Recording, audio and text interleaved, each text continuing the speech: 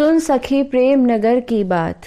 माया ते अति परे अष्टपुर, ताते पर यह नगर सुहात। अचल अचिंत अलौकिक अनुपम, अगुण अमरपुर अति अवदात। अमल अनादि अनंत अपारा, अगम अगोचर कह्यो न जात। रसमय धाम प्रिया प्रियतम को, निस्दिन होत प्रेम बरसात। सुधि बुधि भूल मगन सब रस में, प्रेम आनंद न हिये समात। चिन्मय दिव्य हेममयी धरणी, मणिमय कुंज भवन चमकात। पट्टर खोज मिले नहीं अद्भुत, याको वर्णन है न सकात। जहाँ काल नहीं तो होत है, रैन दिवस संध्या प्रभात। षट ऋतु श्रीवन नित्य विराजत, राज बसंत करत दिन रात। ऋषि मुनि ज्ञानी योगी दुर्लभ, प्रेमा भक्ति सो साक्षात। करुण दास शरणागत जन को, गुरु कृपा सो मिले बलात्। सुन सखी प्रेम नगर की बात। सखी, तुम पहली बार इस प्रेम नगर वृंदावन में आई हो, इसलिए इस प्रेम नगर को देखकर आश्चर्यचकित हो रही हो और जिज्ञासा भरी दृष्टि से मेरी ओर देखने लगी हो। चलो आओ, तुम्हें यहाँ के कुछ रहस्य खोलकर बताऊं और साथ ही साथ यहाँ के दर्शन भी कराऊं। देखो, ये अप्राकृत धाम है, चिन्मय होने पर भी लीला संपादन के लिए जड़वत दिखाई देता है। वस्तुतः ये जड़ नहीं है, चैतन्य है, भगवत रूप ही है। यहाँ की स्वामिनी सर्वेश्वरी श्री राधा रानी है, जो अपने प्रियतम रसिक शिरोमणि श्री कृष्ण के साथ नित्य विहार मग्ना रहती हैं। अनंत सखी परिकर ही इनकी प्रजा है। देखो, यहाँ रसराज श्री कृष्ण के सिवा कोई भी पुरुष प्रवेश नहीं कर सकता। ये महाभाव स्वरूपा श्री राधा रानी का निज महल है। इस वृंदावन का क्षेत्रफल 5 योजन अर्थात 60 किलोमीटर विस्तार वाला है। इसके चारों ओर कंकनाकार निर्मल जल परिपूरित श्री यमुना जी प्रवाहमान है। इस वन की भूमि अनंत दल कमल के आकार की है। देखो, श्री युगल सरकार या उनके प्रेमी जनों की कृपा के बिना यहाँ कोई प्रवेश नहीं कर सकता। कोई कितना ही बड़े से बड़ा साधन संपन्न क्यों ना हो, बिना कृपा के यहाँ पहुँचना असंभव है। और वह कृपा दीनों पर ही होती है, अभिमानियों पर नहीं। तुम पर निकुंजेश्वरी श्री राधा रानी एवं सर्वेश्वर श्री कृष्ण व उनके प्रेमी संतों की कृपा हुई है, तभी तो तुम आज यहाँ पहुँच गई हो। यह लोक दिव्याति दिव्य, त्रिगुणातीत एवं ज्ञानातीत है। इसलिए दिव्य लोकों में रहने वाले देवता एवं त्रिगुणमयी माया विजयी तथा ज्ञान की चरम अवस्था में पहुँचे हुए योगी, ऋषि, मुनि, ज्ञानी भी इस धाम में प्रवेश नहीं कर पाते, क्योंकि ये सब भुक्ति एवं मुक्ति के तो अधिकारी हैं, लेकिन इस लोकातीत प्रेम नगर वृंदावन के अधिकारी नहीं है। यह स्थान मुक्ति से भी परे है। यह स्थान मुक्ति से परे इसलिए कहा जाता है क्योंकि यहाँ प्रेम का बंधन है, और बंधन से परे इसलिए कहा जाता है क्योंकि यहाँ माया जनित बंधन नहीं है। इसलिए यहाँ बंधन मुक्ति से आगे की बात है। देखो सखी, इस प्रेम नगर की बात निराली है। इसके भिन्न भिन्न भागों में प्रिया प्रियतम एवं सखी परिकर भिन्न भिन्न प्रकार की रसमयी लीलाओं में क्रीड़ारत रहते हैं। यह लीला विहार अनादिकाल से अनंत काल तक नित्य प्रवाह रूप से चलता रहता है, कभी बंद नहीं होता। किसी प्रकार का प्रलय इस प्रेम नगर का स्पर्श नहीं कर सकता। इसलिए प्रिया प्रियतम श्री राधा माधव के आदि अंत रहित इस बिहार को नित्य बिहार कहते हैं। सखी, मेरी बात सुनकर तुम आश्चर्य क्यों करती हो? तू पहली बार आई है ना? देखो, जैसे भगवान नित्य हैं, वैसे ही उनकी लीला भी नित्य है। यहाँ प्रकृति और प्राकृत गुणों का प्रवेश नहीं है। यहाँ सब कुछ चिन्मय ही चिन्मय है। इतना तो तुम जानती ही होगी कि चिन्मय तत्व का कभी नाश नहीं होता। जैसे भगवत विग्रह चिन्मय है, वैसे ही धाम व धाम के परिकर भी चिन्मय है। यहाँ जड़ता का लेश मात्र भी नहीं है। इसलिए इस परम चैतन्य धाम के संबंध में हम यूं भी कह सकते हैं कि यहाँ सब कुछ भगवान ही भगवान है, क्योंकि चिन्मय तत्व केवल भगवान ही है, शेष सब जड़ तत्व है। हे मेरी प्यारी सखी, अधिक उतावली ना हो, धैर्य रख। मैं तुम्हें यहाँ का एक एक मार्ग, चौराहा, कुंज, निकुंज, सरोवर, यमुना घाट आदि सब कुछ दर्शन कराऊंगी। परंतु इससे पहले एक बात और सुन लो।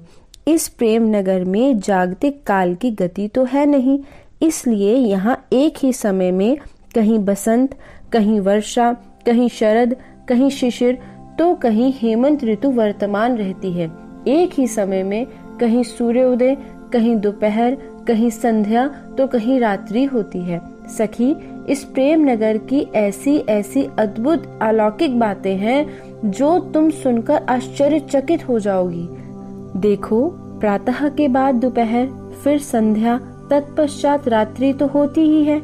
यह तो तुम्हारा अपना अनुभव है ही, लेकिन यहाँ पर ऐसा नहीं है। प्रकृति के नियम यहाँ लागू नहीं होते। यहाँ कभी कभी लीला संपादन के लिए काल गति उल्टी पुल्टी होने लगती है। दोपहर के बाद संध्या न होकर दोबारा प्रातः होने लगता है।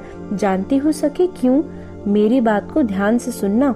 देखो सखी, ये अकाल पुरुष का देश है, इसलिए यह कालातीत है। उसके व उसके धाम एवं परिकरों पर काल का प्रभाव नहीं पड़ता, क्योंकि काल की यहाँ तक पहुँच नहीं है। सखी, अब तुम सोच रही होगी कि अगर यहाँ काल का प्रवेश नहीं है, फिर प्रातः, दोपहर, संध्या व रात्रि कैसे होती है? यहाँ ऋतुएं कैसी बदलती हैं? इन सब का कारण तो काल ही होता है। देखो सखी, मैंने तुमसे कहा ना कि यहाँ सब कुछ अप्राकृत है, चिन्मय है। यहाँ प्राकृत जड़ जगत की किसी भी वस्तु का प्रवेश नहीं है। यहाँ का जो काल है वह भी अप्राकृतिक एवं चिन्मय है, भगवत रूप ही है। इस प्रेम नगर में सब कुछ एक ही परम चैतन्य तत्व भगवान है। यहाँ सब कुछ उन्हीं की इच्छा पर निर्भर है। यहाँ किसी प्रकार का कोई कर्म बंधन नहीं है। तभी तो लीला संपादन के लिए काल गति आगे पीछे होने लगती है। मेरी प्यारी सखी, काल के संबंध में एक और यहाँ की बात सुनो। यहाँ का कालमान भी ब्रह्मांडों के समस्त लोकों से अलग है। अलग अलग लोकों का अलग अलग कालमान होता है। सखी, जिस भूलोक से तुम आई हो वहाँ 12 मास का एक वर्ष होता है। भूलोक के 12 मास स्वर्ग के एक दिन रात के बराबर होते हैं। देवताओं के इस समय का परिमाण भूलोक के समय के परिमाण से 360 गुना अधिक होता है। भूलोक के 30 वर्ष देवताओं का एक महीना, भूलोक के 360 वर्ष देवताओं के एक वर्ष के बराबर होते हैं। देवताओं के इस एक वर्ष को ही दिव्य वर्ष कहते हैं। ऐसे 12,000 दिव्य वर्षों का एक दिव्य युग होता है। देवताओं के 12,000 दिव्य वर्षों के इस दिव्य युग में मानवों के भूलोक में चारों युग सत, त्रेता, द्वापर, कली एक एक बार बीत जाते हैं। देवताओं के दिव्य युग को ही मनुष्य की भाषा में एक चतुर्युगी कहते हैं। ऐसे 1000 दिव्य युगों चतुर्युगी का ब्रह्मा का एक दिन होता है और इतने ही दिव्य युगों की एक रात्रि होती है। कलयुग से दुगनी आयु द्वापर की, कलयुग से तिगुनी त्रेता की एवं कलयुग से चौगुनी सतयुग की होती है। इसको इस प्रकार भी समझा जा सकता है। कलयुग की आयु 4,32,000 वर्ष यानी 1200 दिव्य वर्ष, द्वापर की आयु 8,64,000 वर्ष यानी 2400 दिव्य वर्ष, त्रेता की आयु 12,96,000 वर्ष यानी 3600 दिव्य वर्ष, सतयुग की आयु 17,28,000 वर्ष यानी 4800 दिव्य वर्ष। कुल जोड़ 43,20,000 वर्ष यानी 12,000 दिव्य वर्ष। 43,20,000 वर्ष की आयु वाले चारों युग ब्रह्मा के एक दिन में 1000 बार बीत जाते हैं। इस हिसाब से ब्रह्मा के एक दिन में भूलोक के 4,32 करोड़ वर्ष होते हैं। इतने समय की ही ब्रह्मा की रात्रि होती है। इस प्रकार ब्रह्मा जी के दिन व रात्रि मिलाकर मानवों के 8,64 करोड़ वर्ष बन जाते हैं। ब्रह्मा के दिन को कल्प व रात्रि को प्रलय कहते हैं। जितने समय तक कल्प रहता है उतने समय तक ही प्रलय भी रहता है। प्रलय के समय समस्त सृष्टि सूक्ष्म रूप से ब्रह्मा में लीन हो जाती है। फिर ब्रह्मा जी की रात्रि बीत जाने पर ब्रह्मा जी जगते हैं। जगते ही कल्प अर्थात सृष्टि प्रारंभ हो जाता है। पूर्व कर्मों के अनुसार जीव सृष्टि में जन्म लेता है। हे सखी, यह ब्रह्मा का एक दिन रात का कालमान बताया। इस एक दिन के कालमान के अनुसार 30 दिन का एक महीना एवं 12 महीने का एक वर्ष होता है। 100 वर्ष की ब्रह्मा की पूर्ण आयु होती है। इस प्रकार ब्रह्मा की पूर्ण आयु में 36,000 बार पृथ्वी में प्रलय आती है। चाहे ब्रह्मा जी की कितनी ही लंबी आयु क्यों ना हो, है तो काल की सीमा में बद्ध ही। ब्रह्मा का जीवन व उनका लोक भी सीमित तथा काल की अवधि वाला है, इसलिए वह भी अनित्य है, विनाशी है। जब वही अनित्य है तो उसके नीचे के स्वर्ग आदि लोक व उनमें रहने वाले प्राणियों के शरीर अनित्य हों, इसमें कहना ही क्या है। सखी, सुन रही हो ना? ध्यान से सुनोगी तभी मेरी इस बात को ठीक समझ पाओगी जो मैं अब कहने लगी हूँ। अलग अलग ब्रह्मांडों के अलग अलग लोकों में कालमान अलग अलग होता है। समस्त लोक काल के अधीन हैं और उन लोकों का काल भी स्वतंत्र नहीं है, वह भी भगवान के बनाए नियमों में बंधा है। इसलिए नियम के अनुसार ही काल अपना कार्य करता है। प्रातः के बाद दोपहर, फिर शाम होगी। ऐसा नहीं कि काल नियम तोड़े और दोपहर के बाद शाम की जगह प्रातः हो जाए। लेकिन सखी, दूसरे लोकों के कालक्रम की तरह यहाँ का कालक्रम ऐसा नहीं है। इस प्रेम नगर में काल के अनुसार लीला नहीं होती, बल्कि लीला के अनुसार काल गतिशील होता है। दिन रात होते हैं, ऋतुएं बदलती हैं। सखी, यहाँ शरद ऋतु में अगर किसी के मन में सरोवर देखकर जल विहार करने की इच्छा हो आए तो उसी समय यहाँ शरद ऋतु के स्थान पर ग्रीष्म ऋतु का प्रादुर्भाव हो जाता है। और सखी, जो मैं अब बताने जा रही हूँ वह बात यह है कि यहाँ का कालमान अन्य लोकों की तरह सुनिश्चित नहीं है, कम अधिक होता रहता है। भूलोक में तो 4 प्रहर का दिन व 4 प्रहर की रात्रि होती है, लेकिन इस प्रेम नगर में ऐसा नहीं है। यहाँ कभी 4-4 प्रहर के दिन रात और कभी इससे कम या अधिक भी होते रहते हैं। यहाँ कभी काल का संकुचन व कभी विस्तरण होता रहता है।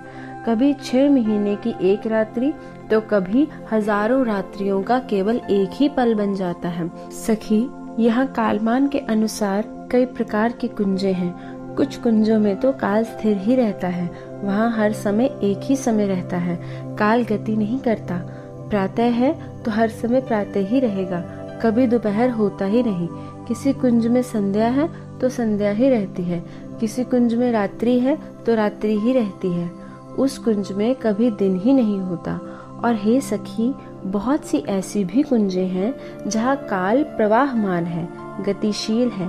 भूलोक की तरह एक ही स्थान पर प्रातः, दोपहर, शाम, रात्रि के रूप में समय बदलता रहता है। और सखी, किसी किसी कुंज में तो काल का कोई हिसाब ही नहीं। कभी काल स्थिर हो जाता है, कभी गतिशील, तो कभी काल की गति उल्टी पुल्टी भी होने लग जाती है। जब ऐसा होता है तो दोपहर के बाद संध्या न होकर फिर प्रातः होने लगता है। सखी, इस प्रेम नगर के चिन्मय आकाश में जो सूर्य, चंद्रमा और नक्षत्र हैं, उनकी भी यही स्थिति है। कभी सूर्य पश्चिम की ओर बढ़ता है, कभी स्थिर हो जाता है, तो कभी वापस पूर्व की ओर जाने लगता है। जानती हो सखी क्यों? क्योंकि यहाँ सब कुछ लीला के अनुसार होता है और लीला इच्छा के अनुसार। मैंने बताया ना कि यहाँ काल के अनुसार लीला नहीं होती, बल्कि लीला के अनुसार काल चलता है। हाय सखी, ये क्या हो गया मेरी मति को? मैं तो भूल ही गई कि तुम इस प्रेम नगर में पहली बार आई हो। खाने पीने की कौन कहे, तुमको तो बैठने तक के लिए भी नहीं कहा। मेरी इस भूल का कारण भी सखी तुम ही हो। यहाँ आते ही तुम वृंदावन को देखकर आश्चर्य भरी मुद्रा एवं जिज्ञासा भरी दृष्टि से मुझे जो देखने लगी थी, तुम्हारी इस जिज्ञासा को देखते ही मैं शिष्टाचार भूल गई और तुम्हारी मनभाई करने की उतावली में बोलने लगी तो बोलती ही चली गई। वैसे भी सखी, ये प्रेम नगर है। प्रेम नगर में भला शिष्टाचार को स्थान ही कहाँ है? यहाँ तो सभी का तत्सुख सुखिया भाव है। दूसरे का सुख ही अपना सुख है, दूसरे की इच्छा ही अपनी इच्छा है। सखी, यहाँ तन भले ही सबके अलग अलग हैं, लेकिन मन सबका एक ही होता है। यहाँ के राजा प्रेमदेव ने सभी के मन को एकम एक कर रखा है, इसलिए जो एक के मन में इच्छा होती है वही सबके मन में प्रतिबिंबित होने लगती है। सखी देखो, तुम्हारे बगल में बैठने के लिए आसन है, इस पर बैठो। अब इसको देखकर आश्चर्य न करना कि ये आसन अब तक तो यहाँ नहीं था, अभी कहाँ से आ गया। देखो सखी, ये वृंदावन काम रूप है। यहाँ का प्रत्येक वृक्ष कल्प वृक्ष व प्रत्येक लता कल्प लता है। यहाँ की प्रत्येक मणि चिंतामणि को भी तिरस्कृत कर देने वाली है। इसलिए यहाँ पर जैसा मन में विचार आता है वैसा ही अपने आप होने लगता है। देखो सखी, तुम्हारे आसन पर बैठते ही तुम्हारे सामने प्रिया प्रीतम का भुक्त प्रसाद मणि जड़ित कंचन थाल में स्वतः ही आ गया। तुमको तो यहाँ पल पल ही चमत्कार जैसा लगेगा, लेकिन हम सखियां यहाँ इतनी रचपच गई हैं कि हमको यहाँ चमत्कार जैसा कुछ भी नहीं लगता। सब कुछ स्वाभाविक ही लगता है। अनादिकाल से यहाँ की प्रकृति ऐसी ही अलौकिक, चमत्कारी एवं आह्लादकारी है। मेरी प्यारी सखी, अपने बगल में ऊपर की तरफ देखो। जानती हो इस कदम की एक डाली पर अमरूद व दूसरी डाली पर आम क्यों लगे हैं? क्योंकि तुमको प्रसाद पाते देख मेरे मन में तुमको ताजे अमरूद व आम खिलाने का विचार जो हो आया है, ये उसी का परिणाम है। यहाँ के वृक्ष भी तत्सुख सुखिया भाव से ही भावित रहते हैं और हर समय अपनी सारी संपत्ति को सेवा में लगाने के लिए प्रस्तुत रहते हैं। यहाँ के वृक्ष ही नहीं बल्कि कण कण अनंतानंत ऐश्वर्यों से भरा है। यहाँ वृक्ष के एक पत्ते के वैभव के आगे कोटि कोटि वैकुंठों का ऐश्वर्य भी फीका पड़ जाता है। सखी, ये वृक्ष तुमको जितना बड़ा व जिस प्रकार का दृष्टिगोचर हो रहा है, ये केवल ऐसा ही नहीं है। ये लीला के अनुसार पल पल अपना आकार व प्रकार बदलता रहता है।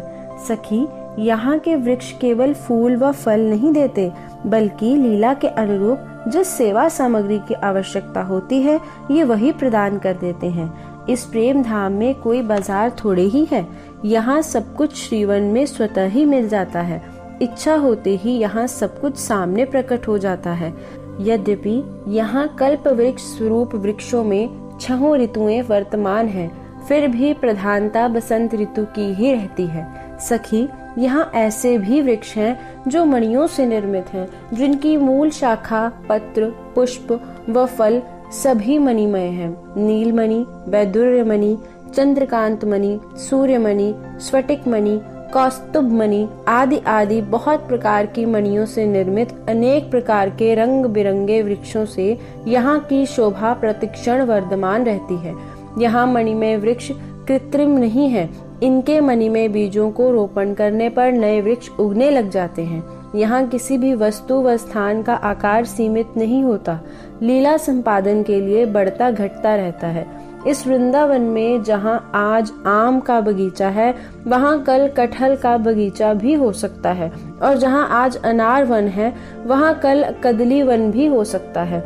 यहाँ किसी भी तरु व लता पर कोई भी फूल व फल लग सकता है। जहाँ अब मणिमय कुंज दिखाई दे रही है, वहाँ कल लीला हेतु सरोवर भी प्रकट हो सकता है। जिस सरोवर का आकार आज चकोर है, वह कल अष्टकोण भी हो सकता है। सरोवर के स्थान पर कंदुक क्रीड़ा के लिए हरी हरी दूब का विशाल मैदान भी प्रकट हो सकता है।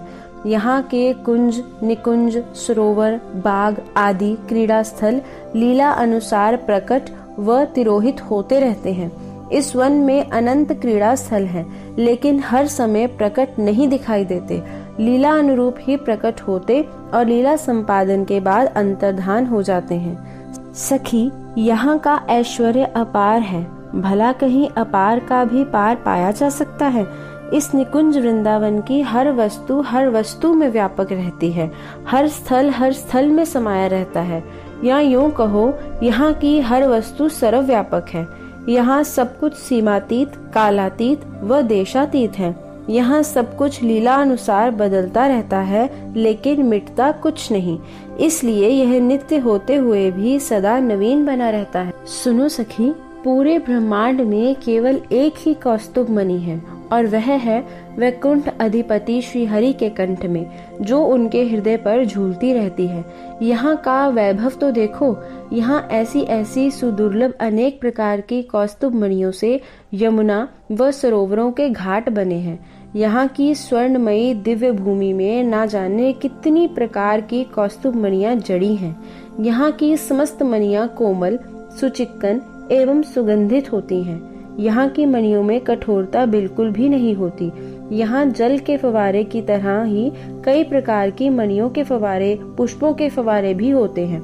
यहाँ पर कहीं इत्र के सुगंधित फवारे तो कहीं प्रकाश कणों के फवारे बरबस मन को अपनी ओर आकर्षित कर लेते हैं। सखी, कहने को तो यह वृंदावन 5 योजन अर्थात 60 किलोमीटर विस्तार वाला है, लेकिन इसके 5 योजन में ही अनंत योजन का विस्तार है। मन के समान तीव्र गति से चलने वाले यान के द्वारा चलने पर भी, अनंत काल तक चलते रहने पर भी इसके 5 योजन समाप्त नहीं हो सकते, अर्थात इसके दूसरे छोर पर नहीं पहुंच सकते। 5 योजन का विस्तार वाला होने पर भी यह सीमातीत अर्थात अनंत विस्तार वाला है। यह दिव्य धाम एक देशीय होने पर भी सर्वव्यापक है। यह समस्त भगवत धामों का सिरमौर है, सबका आधार है। यह स्वयं में अनादि है और सबका आदि है। सखी, भले ही तू पलक झपकते ही भूलोक से इस दिव्य अति दिव्य वृंदावन में पहुंच गई है, शायद तू नहीं जानती कि तूने पलक झपकते कितनी दूरी तय कर ली। क्या तू जानती है? अच्छा तो फिर सुन। एक ब्रह्मांड की लंबाई एक छोर से दूसरे छोर तक 50 करोड़ योजन है, यानी 600 करोड़ किलोमीटर अर्थात 6 अरब किलोमीटर, जिसका घेरा 200 करोड़ योजन है, यानी 2400 करोड़ किलोमीटर अर्थात 24 अरब किलोमीटर। ब्रह्मांड के ठीक बीच में सूर्य देव स्थित हैं, जो सौर मंडल का भी केंद्र बिंदु है। इसी सौर मंडल अंतर्गत पृथ्वी है, जहाँ से तू आई है। इस पृथ्वी से ब्रह्मांड के अंतिम छोर की दूरी 26 करोड़ 50 लाख योजन है, यानी 318 करोड़ किलोमीटर अर्थात 3 अरब 18 करोड़ किलोमीटर। 24 अरब किलोमीटर विस्तार वाले एक ब्रह्मांड में 14 लोक स्थित हैं। सौर मंडल से नीचे अतल, वितल, सुतल, तलातल, महातल, रसातल और पाताल नाम के 7 लोक स्थित हैं। इन 7 लोकों में सबसे नीचे पाताल है। उससे भी 30,000 योजन यानी 360,000 किलोमीटर अर्थात 3,60,000 किलोमीटर नीचे, जहां ब्रह्मांड का नीचे का छोर है, वहीं पर गर्भोदक समुद्र क्षीर सागर है, जिसमें भगवान नारायण शेषशैया पर लेटे हुए हैं। यह गर्भोदक समुद्र ब्रह्मांड के भीतर सबसे नीचे स्थित है। जैसे पृथ्वी से नीचे 7 लोक हैं, ऐसे ही पृथ्वी से ऊपर भी 6 लोक स्थित हैं, जिनके नाम भुवलोक, स्वर्गलोक, महरलोक, जनलोक, तपलोक व ब्रह्मलोक हैं। ब्रह्मलोक को सत्यलोक भी कहते हैं। इस प्रकार पृथ्वी सहित 14 लोकों वाले ब्रह्मांड के भीतर ही सबसे ऊपर शिवलोक व विष्णुलोक वैकुंठ है। यह तो एक ब्रह्मांड का कुछ अंश में वर्णन हुआ है। इस प्रकार के अनंत ब्रह्मांड है, कोई भी गणना नहीं कर सकता। शायद कोई पृथ्वी के धूल कणों की गणना कर ले, लेकिन कोई ब्रह्मांडों की गणना नहीं कर सकता। ऐसे विस्तार वाले करोड़ों करोड़ों ब्रह्मांड महाविष्णु के एक एक रोमकूप में सावकाश घूमते रहते हैं। सखी, जरा सोचो, जिनके एक एक रोमकूप में करोड़ों करोड़ों ब्रह्मांड आ जाते हैं, उन महाविराट महाविष्णु का शरीर कितना विशाल होगा। इतने विशाल रूप की कल्पना भी नहीं हो सकती। सखी, जरा सोचो, जिनके एक एक रोमकूप में करोड़ों करोड़ों ब्रह्मांड आ जाते हैं, उन महाविराट महाविष्णु का शरीर कितना विशाल होगा। इतने विशाल रूप की कल्पना भी नहीं हो सकती। यही विशालकाय महाविष्णु जिस कारण जल विरजा नदी में लेटे हुए हैं, वह कारण जल वाला समुद्र इतना विशाल है कि उसमें लेटे हुए महाविष्णु ऐसे जान पड़ते हैं जैसे झरोखे से आने वाली सूर्य की किरणों में धूल के छोटे छोटे परमाणु उड़ते हुए दिखलाई पड़ते हैं। उन परमाणुओं के भी एक एक के 100-100 टुकड़े करने पर जो सूक्ष्म से सूक्ष्म रूप रहता है, वह महाविष्णु कारण समुद्र में ऐसे ही प्रतीत होते हैं। जिन महाविष्णु के एक एक रोमकूप में करोड़ों करोड़ों ब्रह्मांड सवकाश घूमते रहते हैं, जब उनकी विशालता की कोई कल्पना भी नहीं कर सकता, फिर उस कारण समुद्र की विशालता की तो कोई भला कैसे कल्पना कर सकता है, जिसमें महाविष्णु भी एक धूल कण के 100वें हिस्से के बराबर भी दिखाई नहीं देते। सखी, इतने विशाल कारण समुद्र से भी 10 गुना अधिक विस्तार वाला मुक्ति पद है, जिसको निर्गुण निराकार ब्रह्म भी कहा जाता है। वह श्री कृष्ण की ही अंग कांति है, उनका तेज है। उस ब्रह्म रूप ज्योतिर्मय तेज से 10 गुना अधिक विस्तार वाला भगवान सदाशिव का महाकैलाश है। इन्हीं सदाशिव का एक एक अंश शिव रूप से समस्त ब्रह्मांडों में स्थित रहता है। महाकैलाश से 10 गुना अधिक विस्तार के क्रम से 4 लोक हैं, जिनके नाम अनिरुद्ध लोक, प्रद्युम्न लोक, संकर्षण लोक तथा वासुदेव लोक हैं। ये सब लोक परव्योम में महावैकुंठ के अंतर्गत आते हैं। इन चारों लोकों के अधिपतियों को चतुर्व्यूह अवतार कहते हैं। इस महावैकुंठ परव्योम में श्री कृष्ण के अंश रूप अनंतानंत अवतारों के अपने अपने अलग अलग लोक हैं। परव्योम में स्थित महावैकुंठ के अंतर्गत वासुदेव लोक से ऊपर 10-10 गुना अधिक क्रम से 3 लोक हैं, जिनके नाम द्वारिका, मथुरा तथा गोलोक हैं। हे सखी, गोलोक से भी ऊपर करोड़ों करोड़ों गुना विस्तार वाला यह प्रेम नगर श्री वृंदावन धाम है, जो प्रिया प्रीतम का निज घर है। इतना अधिक विस्तार वाला होने पर भी यह अपने ऐश्वर्य को छिपाकर माधुर्य रूप से केवल 5 योजन वाला ही दिखाई पड़ता है। हे सखी, ये वृंदावन अविचल मन बुद्धि की पहुंच से परे अलौकिक व अद्भुत है। यह त्रिगुणातीत, अविनाशी, अति सुंदर, निर्मल, अनादि, अनंत, असीम व अगम्य है। इसका वर्णन करते वाणी भी विचकित हो जाती है। अनंता अनंत वैकुंठ इसके एक अंश के भी अंश स्वरूप हैं।